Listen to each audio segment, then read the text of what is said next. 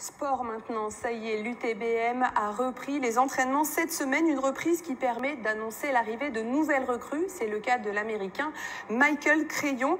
L'UTBM qui affiche son objectif, le même qu'avant le confinement, une montée en Pro B.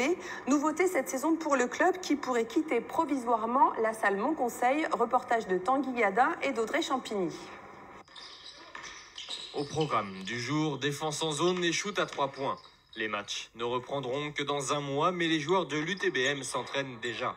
Alors je pense que cette équipe va être pour moi un peu plus forte offensivement, mais j'aimerais quand même qu'on soit très fort défensivement. J'aimerais qu'on soit pratiquement la meilleure équipe de National 1 en défense, et ça fait partie de mes objectifs.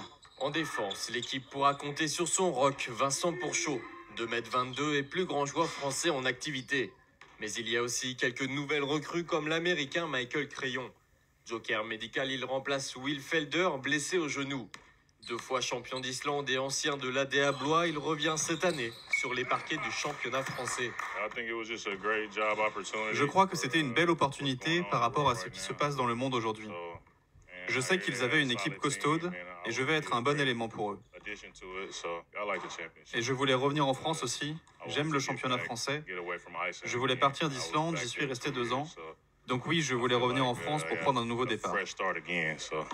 Cette année, le budget du club est de 1,2 million d'euros. C'est légèrement supérieur à l'an dernier, mais l'absence de public pourrait coûter cher.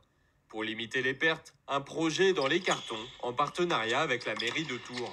On a rendez-vous avec Eric Thomas, l'adjoint des sports, pour éventuellement mettre en place à la bulle de Roche-Pinard sur le grand hall des grandes tribunes rondes avec un terrain de basket, environ 4000 places, et là on pourrait accueillir 2000 places en geste barrière. Et si possible, peut-être rester à ce niveau-là, si le Covid se maintient, dans la hall de Roche-Pinard pour pouvoir maintenir la saison avec beaucoup plus de partenaires et beaucoup plus de public.